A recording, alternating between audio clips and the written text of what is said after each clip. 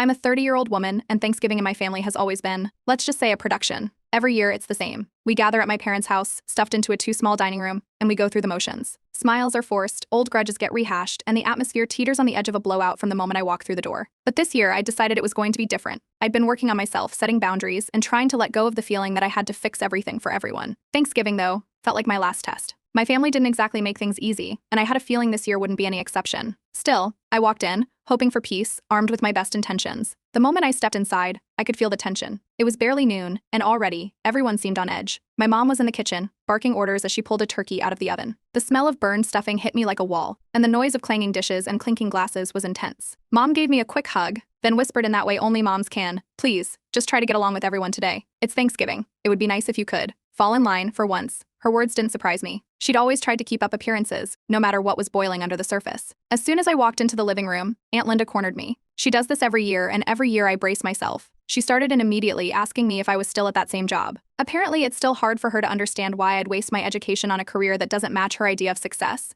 Then there was Uncle Rick, who barely looked up from his phone as he pointed out, in his usual blunt way, that I'd gained a bit. Not even a hello, just that. I let it slide, though I could feel the knot in my stomach growing. Before I could catch my breath, my sister Jessica was there, smiling that too sweet smile that always means trouble. Jessica, who has 2 kids, immediately asked, "So, still single?" The room went quiet, and I felt every set of eyes on me. She followed up with, "Oh, and no kids, right?" It was her classic line, her way of reminding everyone who the real adult was. I gave her a tight smile, trying not to react. Somewhere between the appetizers and setting the table, my dad pulled me aside. He started with small talk, asking how work was going, but it quickly shifted. My brother, of course, had gotten into some financial trouble. Again, Dad said, family helps family. Maybe you could chip in a little? Just until he gets back on his feet. I wanted to ask when, exactly, my brother had ever been on his feet, but I bit my tongue. The room was buzzing with conversation, but I felt like every word was a direct hit. As we finally sat down for dinner, my mom noticed I wasn't piling on the mashed potatoes. She looked disappointed, even a little insulted. Despite knowing for years that I have specific dietary restrictions, she said, "Oh, come on, just a little. We all have to eat the same. It's family." Before I could protest, she loaded my plate with everything I'd hoped to avoid. The tension rose as dinner went on. My cousin, who had just gotten engaged, spent most of the meal flashing her ring and dropping not-so-subtle hints about my single lifestyle. Each remark felt like a punch, and everyone seemed to be waiting for me to react, but I didn't give them the satisfaction. Then, as if on cue, my mom started to tear up, making a little speech about how Thanksgiving used to mean so much more to us. "It hurts me to see my kids not getting along," she said, dabbing her eyes. And that's when it started.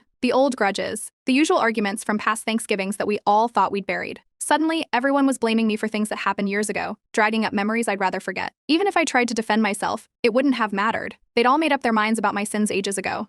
Just when I thought I couldn't take anymore, my younger cousin, who had stayed out of the chaos all evening, leaned over and whispered, "Hey, don't let them get to you. I see what's going on." It was a small gesture, but in that moment it meant everything. But it wasn't enough to hold back the rising frustration. The final straw was when they all started mocking my obsession with work-life balance. I'd worked hard to get to a point where I felt proud of my career, and hearing them laugh about it made me feel like I was suffocating. I'd come in hoping for a peaceful evening, but I could feel myself unraveling under their relentless digs. So I did something I'd never done before. I stood up, grabbed my coat, and headed for the door. No big speech, no explanations, just a silent exit. I could feel their eyes on me, the surprise and confusion as I walked out. The messages started before I'd even made it to my car, one after another lighting up my phone. They were shocked, calling me selfish, demanding to know why I would ruin Thanksgiving. But as I pulled away, I didn't feel selfish. I just felt free. Update 1. The fallout started almost immediately. As soon as I drove away from my parents' house, my phone began buzzing nonstop. By the time I got home, I had over a dozen missed calls, texts, and voicemails. Each one was a different family member, each with their own opinion about what I'd done. First, there was my mom's voicemail, tearful and dramatic, as usual. Her voice wavered, asking me how I could just walk out on my family like that. She talked about how much effort she put into making Thanksgiving special for everyone, and how it was heartbreaking to see me leave. Every word was loaded, meant to make me feel guilty, and I could almost see her sitting there, dabbing at her eyes with a tissue for effect. Then came the texts from my brother. He'd always had a short fuse, so his messages were angrier, calling me selfish and immature for causing a scene. According to him, I'd acted like I was too good for the family, and he was quick to remind me that real family doesn't just walk out. I scrolled through his texts, one after the other, all variations on the same theme. He clearly didn't want to hear my side of the story, just wanted to make sure I knew how wrong I was. The calls from my dad came next, one missed call after another. Finally, he left a long text. It was half apology, half guilt trip. He said he was sorry if things got a little out of hand, but reminded me that family holidays can be stressful, and sometimes people say things they don't mean. He ended with a plea to keep the peace and told me that family is all we have in the end.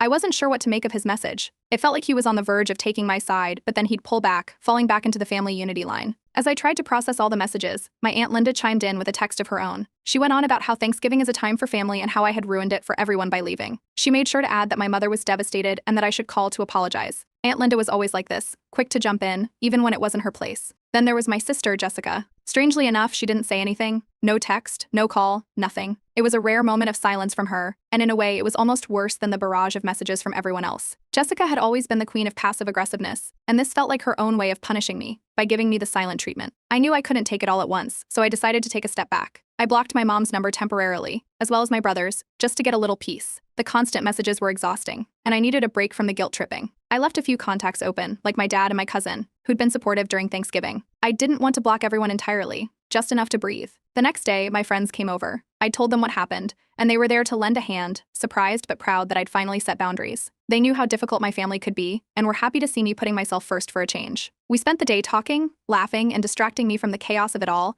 and for a few hours I could forget about the family drama. In the evening, though, my dad texted again. This time, it was different, shorter, more blunt. He called me dramatic for blocking family members and warned me that I'd regret burning bridges. It was clear his apology from the night before had vanished, replaced by frustration. I could almost picture him pacing around, trying to find the right words to convince me to back down.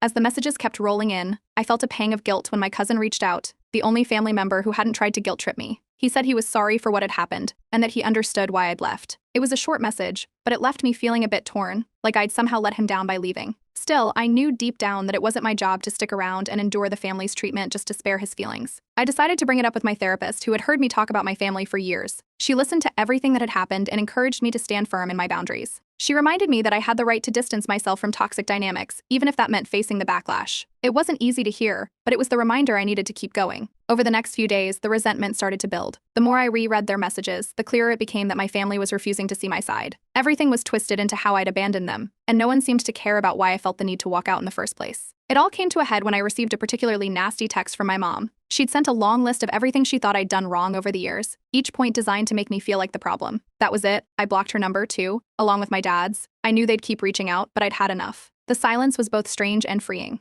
I went no contact for the first time in my life, spending the next few weeks focusing on myself. My phone was quieter than it had ever been, and the absence of constant family demands was a relief. For once, I could breathe. Before long, I realized I had my own ultimatum to stick to. I'd only open the door to them again if they could acknowledge and respect my boundaries. Until then, the door was firmly closed. Update 2. About a week after the Thanksgiving fallout, an email arrived in my inbox with the subject line, "Family Discussion." It was from my parents, and they'd CT pretty much everyone, the whole family list. In the email, my mom went on about how Thanksgiving had gone off the rails, and while no one was completely innocent, it was clear she was hinting that my walking out had been the catalyst. She wrote that they wanted to have a family discussion to smooth things over, adding a few lines about how everyone had learned a lot from this and wanted to make changes. They promised that, if I agreed to meet, everyone would be better and try to respect my boundaries. It felt a little too scripted, like she'd read a book on conflict resolution, and was now trying to play the part. My first instinct was to ignore it, but I hesitated. They'd already started throwing around promises of change, and I was curious, even if skeptical. I replied, saying I'd be open to meeting on the condition that we met somewhere neutral, not their house, not mine.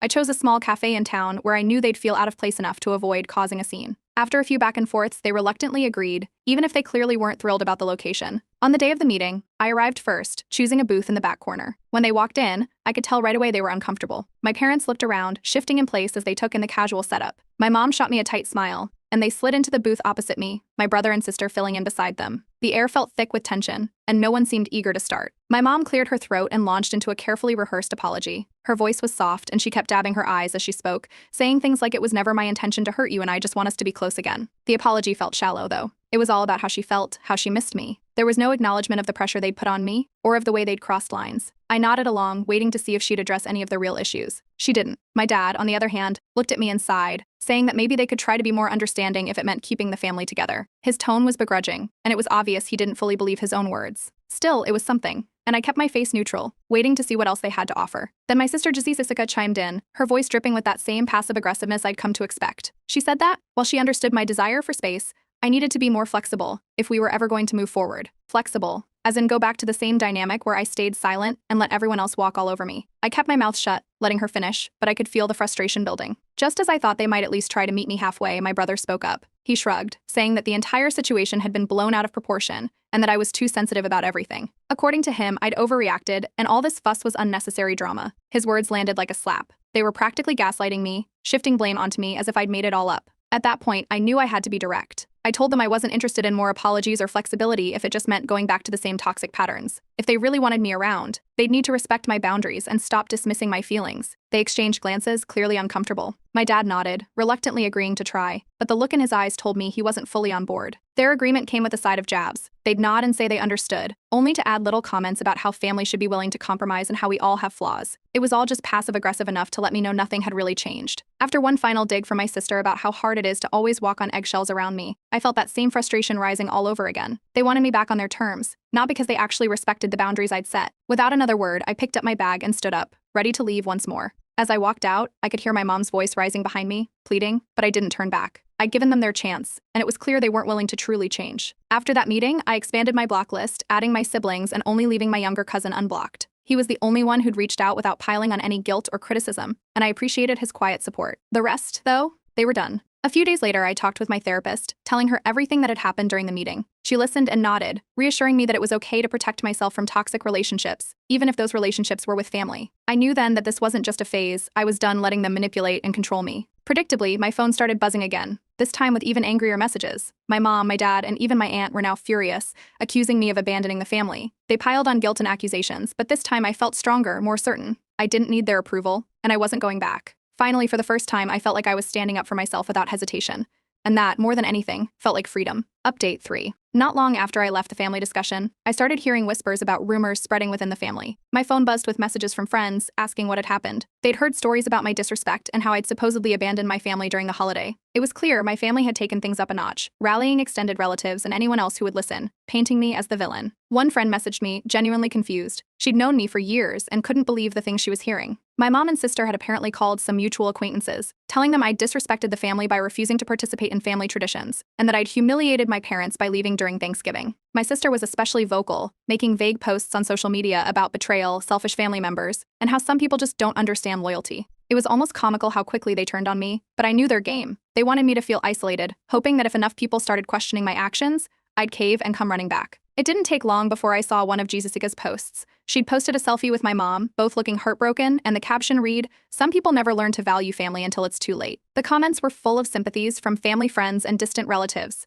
all sharing their own stories about family disloyalty and lost family ties. It was all so calculated, like they'd planned to make me look like the bad guy from the start. Then, to top it all off, I got a message from my cousin, the only one I'd kept in contact with. He'd heard the stories too, but this time, he sounded disappointed, saying he wished I could see things from their perspective. It stung to realize even he was starting to waver. He'd been my last ally in the family, and now even he was slipping away, weighed down by everyone else's version of events. The guilt tripping had spread through the family, and they all seemed convinced I was the one in the wrong, no matter what the real story was. The pressure only ramped up from there. My parents began sending me long emails, each one more dramatic than the last, saying they'd raised me to respect my elders and value family. My mom's messages were full of lines like, "This is hurting us more than you can imagine," and "Your actions have left us heartbroken." Every message seemed crafted to make me doubt myself, to make me question if maybe I really was in the wrong. But I'd come too far to fall for it this time. Around this point, friends of the family started reaching out, telling me they'd heard from my parents and asking if everything was okay. Some were genuinely concerned, others sounded more judgmental, clearly influenced by what they'd been told. I started avoiding these calls. The last thing I needed was to keep defending myself. To make matters worse,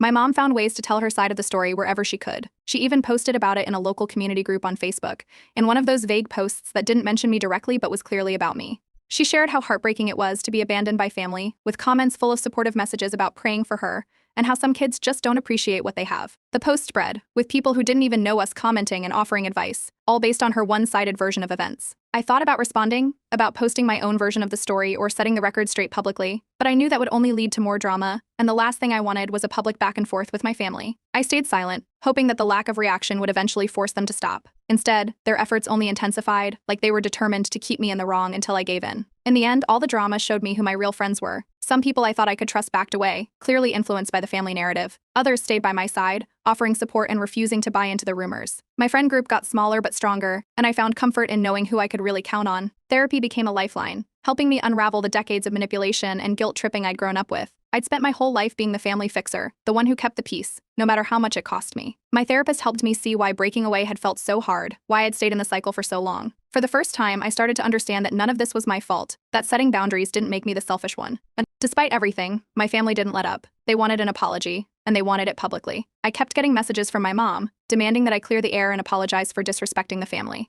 It was obvious they wouldn't be happy until I fell back in line and did exactly as they wanted. But I was done. I didn't owe them an apology for taking care of myself, and I wasn't going to sacrifice my peace just to make them comfortable. So I made a decision. I'd go completely no contact, except for my cousin. He'd been caught up in the family story too, but he was young and had been supportive in his own way. For the rest, though, I was finished. I blocked every contact and muted every thread, determined to finally put my well-being first. The silence was immediate, and for the first time in as long as I could remember, I felt free. The weight of years of expectations and obligations had finally lifted, and I could focus on myself, my friends, and the future I wanted to build. Update 4. Once I cut ties with my family, my life suddenly felt quiet. No more guilt-laden calls, no more passive-aggressive texts, no more pressure to fix whatever drama my family had stirred up. At first, the silence was almost unsettling, like waiting for the other shoe to drop. But as the days passed, I realized I didn't miss it. The space around me felt different, open, even a little peaceful. I still went to therapy, processing everything that had happened. My therapist reassured me that it was normal to feel a mix of guilt and relief. I'd spent years as the fixer, so part of me felt responsible for the chaos I'd left behind. But each session helped me see that breaking free wasn't selfish, it was survival. With the weight of my family's constant demands off my shoulders, I started looking at my life differently. I decided to fill my days with things I genuinely enjoyed, things I hadn't had time for in years. I signed up for a cooking class, partly as a distraction and partly because I'd always wanted to get better at making something beyond the usual microwave meals. Each week, I found myself getting excited about trying new recipes, tasting new flavors, and meeting people who shared my interest. For the first time, I was doing something just for me. I also dusted off some old art supplies I'd tucked away years ago. Painting had always been a passion of mine, something I did to unwind. But over the years, it had been pushed aside, forgotten in the rush to manage family drama. Now, with free time on my hands, I began to paint again, losing myself in colors and shapes, rediscovering a side of me that had been buried. As I focused on myself, my friendships grew stronger. My friends noticed the change, less stress, more laughter, and a lightness they hadn't seen in me for a long time. I was finally present in my own life, free from the endless guilt trips and family obligations. Slowly, I began to expand my social circle, meeting new people at the cooking class and at art events. It was refreshing to build connections that didn't come with baggage or hidden expectations. My newfound independence even began to affect my work. Without constant distractions and the mental toll of family issues, I could finally focus. My productivity skyrocketed, and within a few months, my boss noticed the change. I got a promotion, and with it came a sense of pride and confidence I hadn't felt in years. It was like shedding an old layer of myself, stepping into a version of me that was unapologetically strong and free. The family silence finally broke when my cousin texted me one evening. He didn't apologize or guilt trip me, just let me know the family was still furious but had accepted that I was sticking to my decision. It was a small update, but hearing it from him reassured me. Despite the anger and hurt my family felt, they were slowly starting to respect my boundary. At least, that's how it seemed. A week later, my sister Jessica sent a short message, something along the lines of, "I'm sorry for my part in all this. I hope we can talk one day." It felt rushed, like she was checking off an apology box rather than genuinely reaching out. I thought about how to respond and decided to keep it simple. I thanked her for the message, then reminded her that I still needed space. She didn't reply after that, and I didn't dwell on it. Then came an email from my mom. She poured out how the family was in pieces without me, describing how hard things had been since I'd left. She'd listed every reason why my leaving had hurt them, as if I needed to be reminded of the ripple effect my decision had caused. I read through her words, feeling the familiar tug of guilt, but this time I knew better. I could see the manipulation, the way each sentence was crafted to pull me back in. Instead of replying, I simply deleted the email. With Thanksgiving approaching, my friends invited me to join them for a holiday dinner. I hesitated at first, spending Thanksgiving without my family felt strange, but I knew this was the fresh start I needed. When the day arrived, we cooked together, shared stories, laughed without any underlying tension or expectation. It was the most relaxed Thanksgiving I'd ever had, surrounded by people who didn't judge or criticize. There were no hidden motives, no guilt trips, just genuine joy and friendship. That night, as I drove home, I felt a sense of peace I hadn't felt in years. I'd spent so long weighed down by family obligations, so focused on fixing everyone else's problems, that I'd forgotten what it felt like to simply exist without strings attached. For the first time, I was in control of my own life, living on my terms. As I settled into bed, I thought back to the journey that had led me here. It hadn't been easy, and part of me knew there'd be moments when the guilt might creep back in. But now I understood that standing up for myself didn't make me a villain, no matter how much my family might try to convince me otherwise. The decision I'd made had changed everything, and for the first time in a long time, I was truly grateful. This was my life, and finally, it was mine to live. Update 5. Months passed in peace, and I'd all but put the family drama out of my mind when a letter arrived in my mailbox. It was handwritten, and the envelope was marked urgent. The address was from my parents, and it was strange to see their handwriting after so much time. I held the letter for a while, unsure if I even wanted to open it. My life had settled into a comfortable routine without their drama, and I wasn't eager to invite it back in. But the letter sat there on my counter, a quiet reminder that unfinished business still lingered. During my next therapy session, I brought it up, asking my therapist for advice. She suggested I read it, if only to see if they'd truly taken any responsibility or shown any willingness to change. The first few lines were from my mom,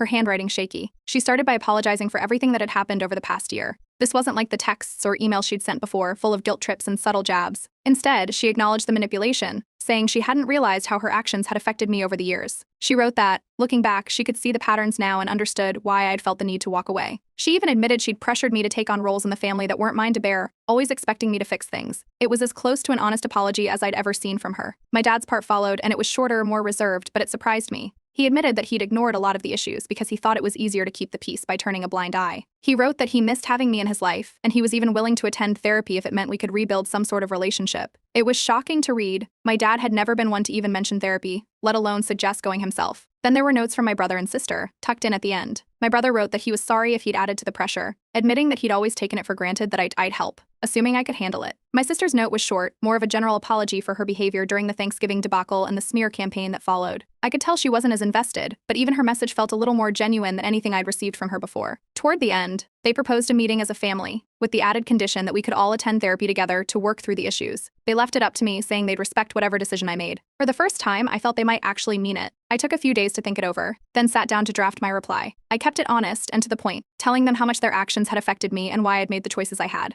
I agreed to a meeting, but only on my terms. It would be in a neutral setting, mediated by a therapist. I made it clear that if we were going to move forward, my boundaries had to be respected with no excuses or dismissals of my feelings. I wouldn't settle for a repeat of past behavior. To my surprise, they agreed. They said they respected my need for structure and would follow my conditions, which was more than I'd ever expected. On the day of the meeting, I arrived at the therapist's office first, taking a few deep breaths to calm myself. I wasn't sure what to expect, but I knew I was ready to finally be heard. My family arrived shortly after, looking nervous as they took their seats in the circle. There was a tension in the room, but for once it didn't feel like they were preparing to gang up on me. It felt like they were actually here to listen. The therapist began, setting ground rules and reminding everyone that the goal was to understand each other's perspectives. My mom started, apologizing for the pressure she'd put on me. She explained that she'd been so focused on holding the family together that she hadn't considered the toll it was taking on me. For once, she didn't try to shift the blame or play the victim. She just listened as I told her how her words and actions had made me feel. My dad spoke next, admitting that he'd always brushed things under the rug, thinking it was the easiest way to avoid conflict. He said he regretted not stepping up sooner and promised to work on being more present in our family relationships. Hearing him acknowledge his role felt like a weight lifting, a part of the puzzle finally clicking into place. My brother shared his thoughts, admitting that he'd often relied on me to handle things because he'd assumed I was the strong one. He said he never considered that I might have limits too. My sister was the last to speak, and her apology was brief but direct. She admitted she'd been wrong to join the smear campaign, saying she now realized it had only made things worse. For the first time, there was no shouting, no interruptions, no dismissing of my feelings. Each of them took responsibility without deflecting or making excuses. I could see that this wasn't an attempt to get me back on their terms. They were genuinely trying to understand. When the session ended, I felt lighter. We weren't a perfect family, and we probably never would be, but for once, I felt seen and heard. I left the meeting with a sense of closure I hadn't known I needed. Going forward, I decided to keep contact limited, with regular family therapy sessions as a condition. This way, I could keep my peace while allowing a cautious rebuilding of our relationship. It wasn't the ending I'd expected, but it was the one I needed. I was finally free to live life on my terms, with boundaries firmly in place.